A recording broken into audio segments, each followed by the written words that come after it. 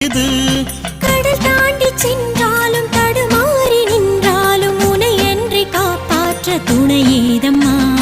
மகமாயி மனது வைத்து மனம் பொழிர உனை கண்டு மண்ணாள அருள் பொழியும் நேரம் இது.